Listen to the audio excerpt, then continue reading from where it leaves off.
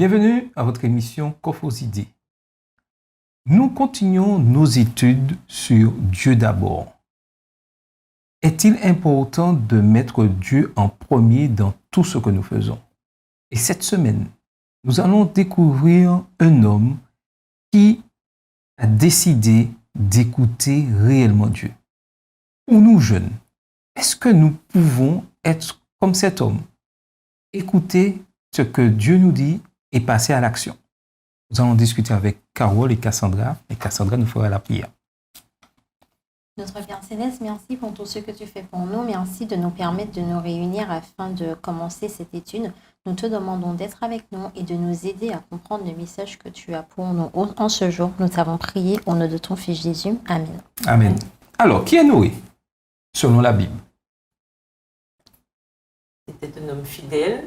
C'était le des plus fidèles. Enfin, c'était le seul apparemment qui était resté fidèle et intègre à l'époque où apparemment les hommes s'étaient un petit peu oubliés, quoi. On va dire ça comme ça.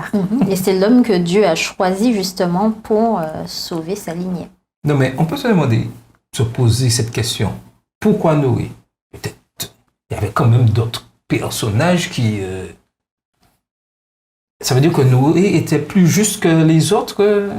Ben, la Bible dit clairement, lorsque Dieu s'est adressé à Noé, quand on lit Genèse, il lui a dit clairement qu'il était, il était celui, qui avait été le plus intègre et qu'il avait été droit, et c'est pour ça qu'il l'avait choisi. Si on lit Genèse 6, le verset 8 nous dit, mais Noé trouva grâce aux yeux de l'Éternel. Déjà. Voici la postérité de Noé. Noé était un homme juste et intègre, donc nous sommes au verset 9, juste et intègre dans son temps. Noé marchait avec Dieu. Alors, tu dis qu'il y a deux éléments. Il trouva grâce et ensuite juste et intègre. Et attends,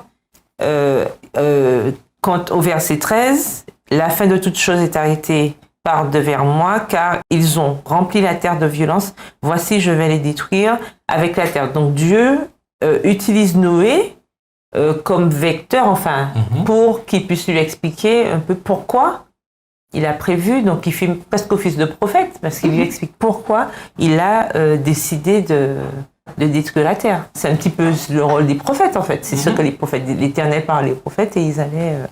Donc, on voit bien que les attributs, les qualificatifs que Dieu utilise pour Noé, les qualificatifs sont clairs.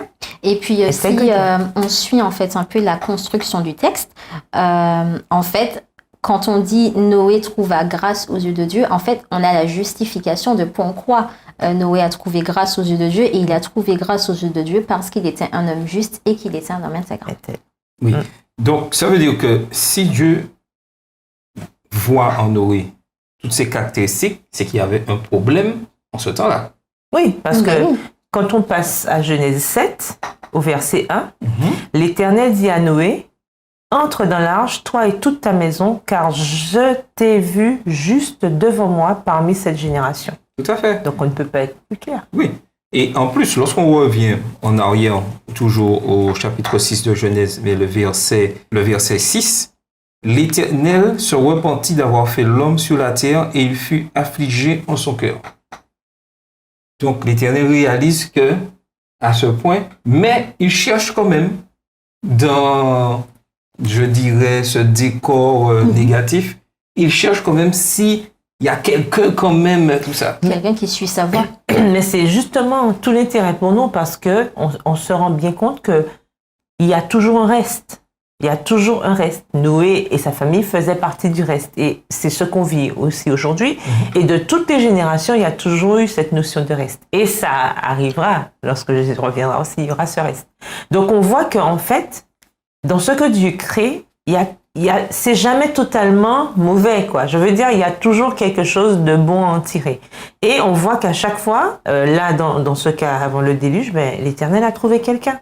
Et à chaque fois, l'Éternel a toujours trouvé des gens pour défendre sa cause. Mais là, quand on voit que l'Éternel dit là que Noé a trouvé grâce, un homme juste et intègre. Mais est-ce que ça veut dire que Noé est un homme parfait? Ah ben non. Ça n'a rien à voir. Attends. Non, mais pourquoi? écoute, s'il était parfait, déjà, je pense qu'on t'aurait marqué clairement. Il est parfait, hein, d'accord? Voilà. Et puis, ça se saurait, comme on dit. Ça se saurait. Et puis, il ne faut pas oublier que, en fait, il n'y a plus de perfection à partir du moment où le péché est entré dans le monde. Voilà. Or, là, le péché, il était déjà entré dans le monde. Donc, Alors, par définition, Noé, il n'était pas parfait. Donc, si je comprends bien, Noé commettait des péchés. Il était pécheur, comme tout le monde. Comme tout le monde. Oui, ça restait un être Et humain. qu'est-ce qui permet que Dieu dise que c'est un homme juste et intègre pour son temps? Eh bien, très certainement par rapport à son comportement, ses actions, qui se démarquaient très certainement de la terre à ce moment-là, puisqu'on te dit bien qu'il y avait plein de violence, tout était corrompu. Donc, on peut supposer que, justement, lui, Noé, il n'était pas violent, qu'il ne faisait pas preuve de corruption, et bien au contraire, qu'il essayait de suivre les voies de Dieu. Oui, parce qu'on nous dit qu'il marchait avec Dieu. Donc, il ne faut pas confondre, attention, justice, intégrité et perfection. Bien oui. Ça n'a rien à voir, puisque la justice, en fait, l'intégrité, ce sont des modes de vie, c'est-à-dire que ça fait partie du comportement, comme le disait Cassandra, c'est notre façon d'être, ce qu'on fait, comment on parle, comment on réagit par rapport à telle ou telle situation, c'est ça, en fait. Tandis que la perfection, c'est un état. D'accord? C'est un état. Or, il ne faut pas confondre donc ce qui a trait au caractère, c'est-à-dire ce côté juste et intègre, et ce qui a trait à l'état, à l'humanité. C'est pas la même chose. D'accord? La perfection, c'est pas dans le caractère. Tout à fait. La perfection, c'est dans tout ce qui est matériel. Après, il est vrai que l'on tend à la perfection. Oui. C'est notre but. On tend quand même, et puis l'espérance de Dieu quand même, on tend à devenir parfait comme lui. Voilà. Tout à fait. Mais alors, ça veut dire qu'aujourd'hui, Noé doit être un exemple pour nous, en tant que jeunes. Et que lorsqu'on regarde l'époque de Noé, on a l'impression qu'aujourd'hui, on vit la même chose. Ah ben oui, mais totalement. C'est la même chose. Et c'est peut-être même pire que ce que Noé faisait. Parce qu'il n'y a pas un journal de la télé où on n'entend pas de violence, on écoute la radio, on parle de violence. Alors nous, en tant que jeunes adventistes du 7e jour, comment pouvons-nous vivre? Ou est-ce que c'est possible? Est-ce que Noé, c'est une histoire, quelque chose qui est inaccessible à nous aujourd'hui? Mais comme j'aime dire, en fait, comme je le disais, il y a des jeunes, il y a quelques jours, toutes les histoires qui sont là dans la Bible, elles sont là pour nous apporter un enseignement. Et un enseignement notamment pour notre vie actuelle.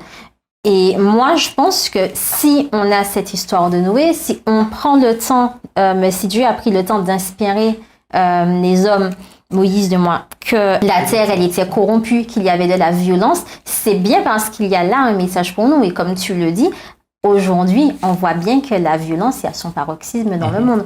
Donc, nous, en fait, ce qui nous intéresse, finalement, c'est comment on peut être des Noé à notre époque. Tout à fait. Voilà. Et puis, aussi, il ne faut pas oublier qu'il n'y a rien de nouveau sous le soleil, comme le disait le sage. Donc, tout ce qui s'est fait hier se fait encore aujourd'hui. Et pourquoi nous avons peut-être certainement plus de responsabilités par rapport à ça? C'est parce qu'on a le recul que Noé n'avait pas à son époque. À l'époque, il n'avait jamais plu. À l'époque, les gens vivaient tranquillous. Enfin, je veux dire, les gens n'avaient jamais vécu de situations problématiques comme nous avons déjà vécu. Ça, on connaît les tempêtes, les ouragans, les catastrophes naturelles. Ça, on a ce recul-là. Tandis que eux, c'était pas le cas. Et malgré le fait qu'ils ne connaissaient pas, ils ne savaient pas à quoi ça ressemblait, il avait l'attitude qu'il fallait. Alors nous, aujourd'hui, qui avons ces histoires pour nous prouver à quel point Dieu, il est sérieux. Attention, ce qu'il a promis, ça va se réaliser. Nous avons aussi cette responsabilité d'être des Noé, et pas que, d'être des Noé et aussi entrer dans l'arche aussi. Parce que Noé, non seulement il a prêché, mais aussi, lorsque l'heure est venue d'entrer dans l'arche, il est rentré. Parce qu'on a bien vu que certains, même ceux qui ont construit l'arche, ils n'ont pas pu rentrer. C'est quand même étrange. Ils construisent, donc ils ont participé.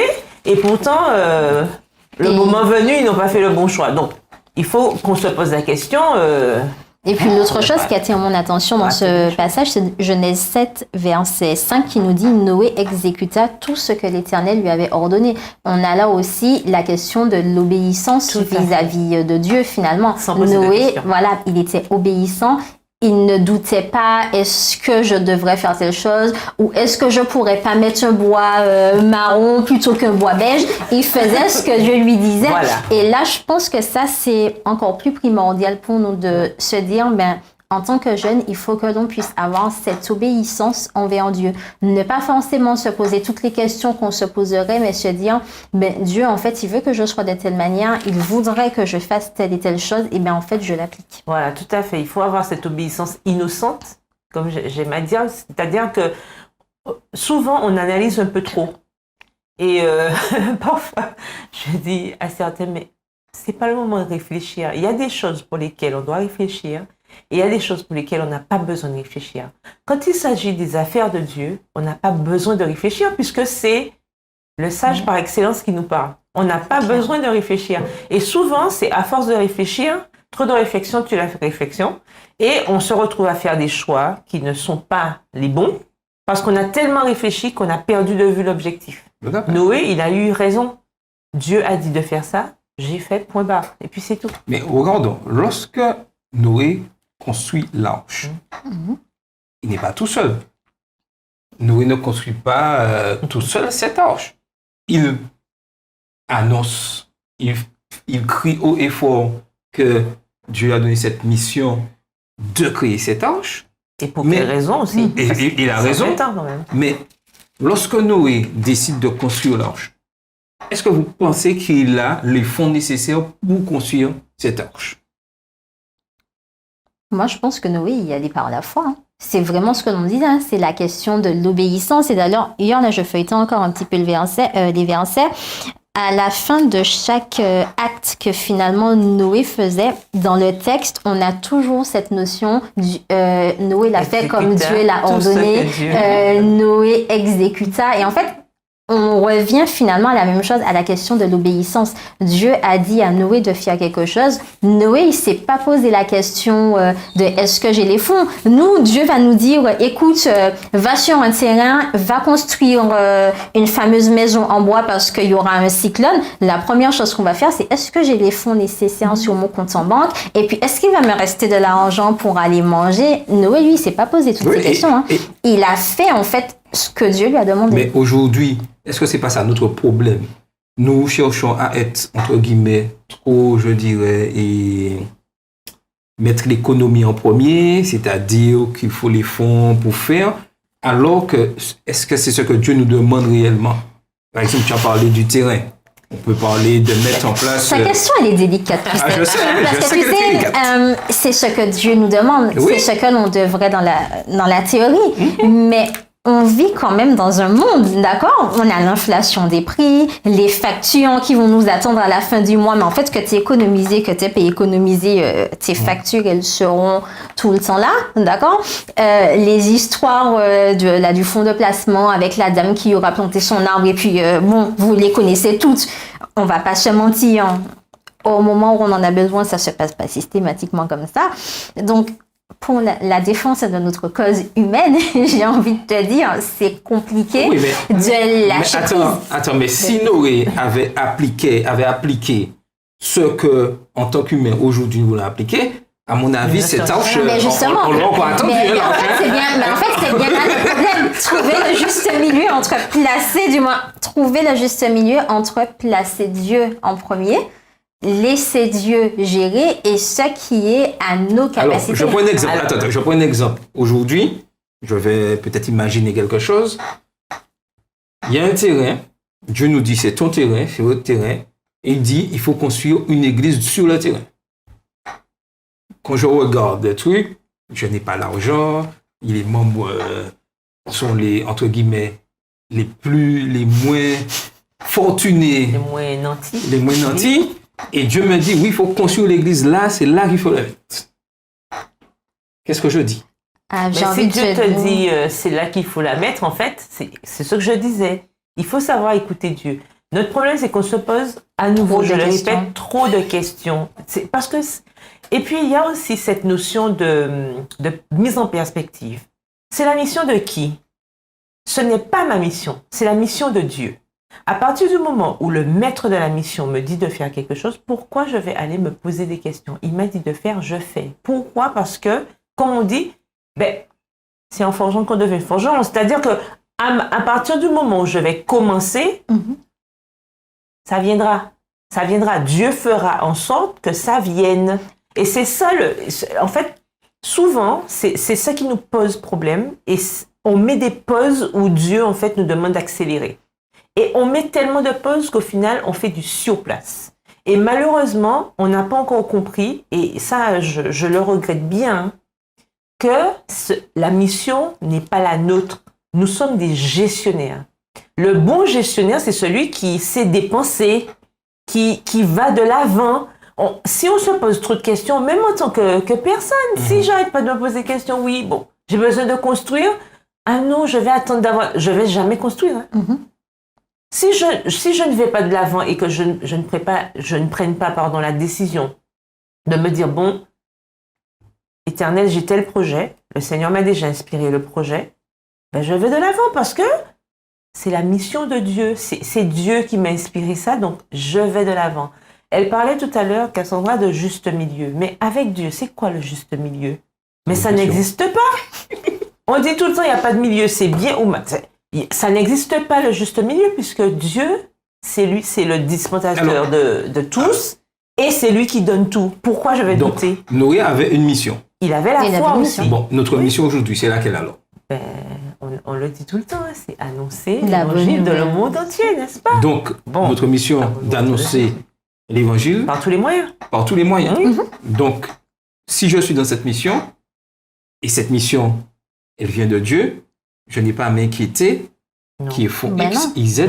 Mais en fait, tu sais, je fais la mission. Mais en fait, tu sais, le problème, c'est qu'on a tendance, comme disait Carole, à regarder à nos yeux d'humains. Donc, en fait, c'est très simple. On va se dire, notre mission, effectivement, c'est d'annoncer la bonne nouvelle. Pour annoncer la bonne nouvelle, on a décidé de mener un effort d'évangélisation. Comment ça va se passer dans la réalité des faits? On va se dire, il faut cet effort d'évangélisation. Bon, on va commencer à mettre des moments de prière en place pour demander à Dieu de gérer les choses pour nous. Et puis ensuite, on va reprendre le budget de l'Église. On va regarder le budget de l'Église et puis on va se dire, mais en fait, il y a pas d'argent. Donc, on va prévoir telle chose, mais en fonction du budget que l'on a dans l'Église, en supposant qu'il y en ait finalement un. D'accord? Et puis,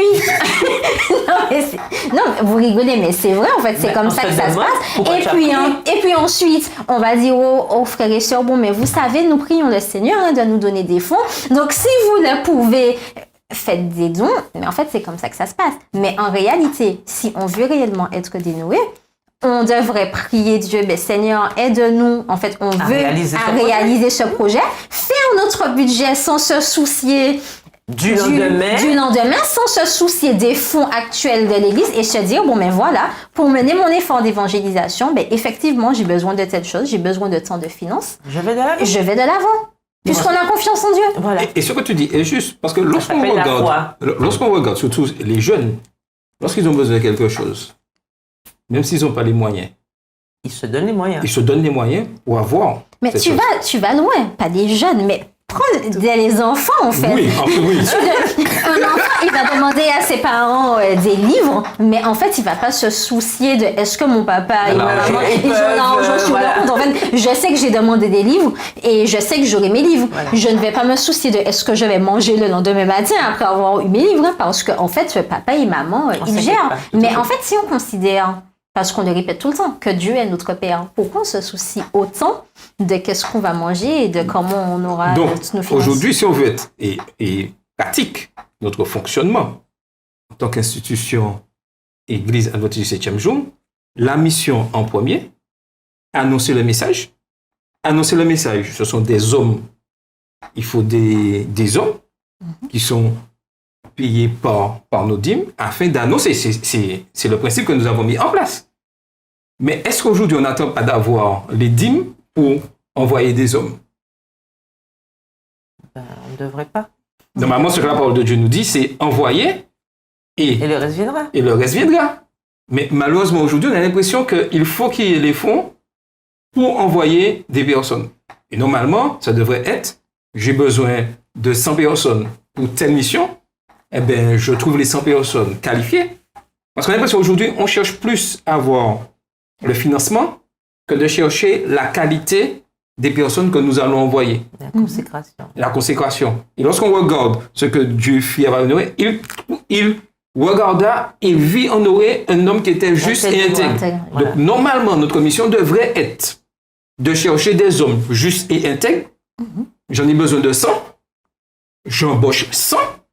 Et après, le Seigneur fera ce qu'il voudra. Mais tu sais, l'autre chose qui me vient à l'esprit. C'est trop logique. Non, mais en fait, c'est pas ça. Tu dis, tu embauches. Par contre, prends ces 100 personnes-là que tu as choisies. Parmi ces 100 personnes que toi, tu vas trouver justes et intègres, il faut qu'elles aussi elles soient dans la même dynamique. Et qu'elles ne te disent pas, mais en fait, j'attends de voir qu'est-ce que tu vas bien pouvoir me rapporter avec tout ça. Tu vois, il faut que ça aille dans les deux sens. Parce que Noé, lorsqu'il est parti de la mission, il a écouté ce que Dieu a dit, mais il n'avait aucun et en moyen. fait, et c'est pour ça notamment, je pense qu'il y a des personnes qui ont peut-être construit avec Noé, en fait, qui ne sont pas restées à la fin, parce que, en fait, ces personnes étaient en attente de quelque chose en retour. Sauf que Dieu, il nous demande de donner, d'être des gestionnaires et de ne pas attendre en retour. Lorsqu'on regarde bien, ils ont construit l'arche, mais ils n'ont pas été sauvés. Donc ça veut dire aussi que c'est pas tout ce que nous allons, qui sont pris dans la mission et pour faire avancer l'œuvre, qui arriveront au but. Ah, mais il faut aller jusqu'au bout de la mission. Ces hommes, la mission, en fait, la mission ira jusqu'au but, mais ça dépend de l'homme. Voilà.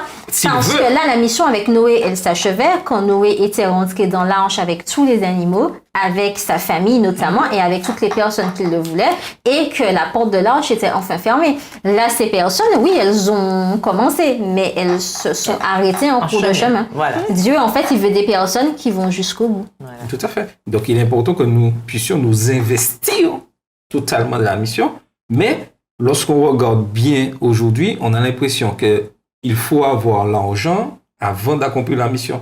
Pourquoi? Parce que l'erreur, elle parlait encore des yeux humains tout à l'heure, l'erreur, c'est de toujours considérer la mission comme notre bourse personnelle. Moi, de mon analyse, c'est ce que je vois en fait.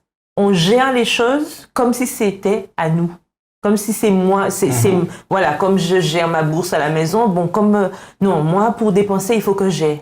Alors, dans la mission, je fais pareil. Mais déjà, l'erreur vient du fait que notre bourse personnelle, on devrait se rappeler qu'elle appartient à Dieu. Notre bourse personnelle appartient à Dieu. Donc, c'est notre conception elle-même dès le départ qui n'est pas bonne. Mais lorsqu'on regarde la construction de l'arche, est-ce que c'était le vieux bois qui trouvait dans l'arbre pourri, dans un coin pour construire l'arche? Non. C'était de la qualité. Mais Dieu n'aime pas la médiocrité. De toute façon. Il n'aime pas la médiocrité. Après, c'est là aussi notre problème de nos jours. Le problème de nos jours, c'est le moins cher, on va rester dans la médiocrité, on va prendre le moins cher parce que ce sera le plus simple. Et puis depuis cela, on va prendre le constructeur le moins fiable, même si ça donne des bons qui se cassent deux mois après.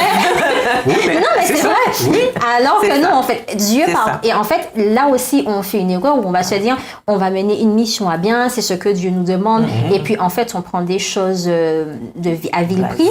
Mais en fait, c'est pas ce que Dieu nous demande. Il faut pas qu'on oublie que Dieu, en fait, il est parfait. Et la perfection, ça tend, du moins, ça veut dire aussi, mais que tout ce que l'on va offrir à notre Dieu doit tendre vers cette perfection. On peut pas prendre, allez, on va pas trop citer de marque, mais on peut pas aller prendre le premier prix du supermarché alors que Dieu, en fait, il veut le haut de gamme. Et puis dire à Dieu, en fait, écoute, tu vas te contenter du premier prix parce que c'est tout ce que je pouvais t'offrir. Voilà. Tandis qu'il vaut le haut de gamme. Tandis que lorsque je suis dans la mission, certes, il faut des produits de qualité, mais ça ne veut pas dire absolument, entre guillemets, que je dois acheter, je dois payer au plus fort prix cette qualité. Dieu nous a donné une intelligence pour avoir, parce qu'il y a eu des dons que Noé a eu. Aujourd'hui, nous pouvons avoir des dons, mais des dons de qualité. Trouver tous les moyens, mais être toujours dans la mission. Il y a des stratégies mises en place pour avoir mais de la qualité sans pour autant, tout à fait. Et Dieu donne à chacun de l'intelligence de bien trouver sûr, le moyen. et arriver. Maintenant, le but, encore une fois, mais c'est est-ce que nous sommes prêts à fonctionner comme Noé? Tout à fait. Et dans tout ce que nous faisons, nous devons mettre de la qualité. Exemple, je construis une église, je rénove l'église, j'accomplis la mission, je cherche des moyens stratégiques pour pouvoir attirer des hommes à Christ. C'est de la haute qualité que je dois mettre en place. Je ne dois pas, entre guillemets, être médiocre dans ce que je fais pour accomplir la mission. Mais on a l'impression, aujourd'hui, c'est ce qui reste, mon temps, mon argent, que je mets en place. Et lorsqu'on regarde Noé, Noé a donné tout ce qu'il avait de meilleur pour pouvoir. Mais pour donner le meilleur, il faut être juste et intègre. Et consacré, oui. Et consacré. Donc, la question est, si aujourd'hui, nous voyons un ralentissement et que les choses n'avancent pas, est-ce que ce n'est pas parce que nous avons un manque de consécration, d'intégrité et de justice dans ce que nous faisons? Et probablement aussi de compréhension de l'objectif de ce choix que nous avons fait de suivre Christ, en fait. Parce que si l'objectif était clair, je pense aussi que les méthodes seraient autres et qu'on aurait agi autrement. Mais si ce n'est pas clair dans ma tête, ben, je ne peux pas mettre en place des choses. J'ouvre la parenthèse, intègre et juste. C'est-à-dire, même si j'ai deux propositions, des fois le plus souvent on va vers le plus bas. Oui. Mais on sait que le plus bas, dans 2 jours, ça ne sera pas bon. Mais comme je connais mon petit copain ensemble là, je le prends plus que l'autre qui va me donner la qualité. Juste que je dis, ah oui, mais pour le fonctionnement de l'église, c'est pas bon, c'est trop cher. Ou alors je me base uniquement sur du bénévolat. Oui. Voilà. Et on sait bien que le bénévolat, à un moment, c'est bien, mais ça a ses limites. Tout à fait. À un moment donné, quand on veut offrir de la qualité, on ne peut plus se baser sur du bénévolat. Ce n'est pas possible. Or, on a l'impression que le bénévolat a droit de citer, en fait, dans la mission. Et que le bénévolat. Or, ce n'est pas possible. Donc, tout ça aussi, ça fait partie des différentes stratégies. Et c'est pour ça qu'il faut vraiment réfléchir et savoir mais pourquoi on est là, quoi. Quel est l'objectif? Et ça, c'est important. Une fois qu'on répond correctement à cette question, je pense qu'on aborde les choses aussi différemment. Tout à fait.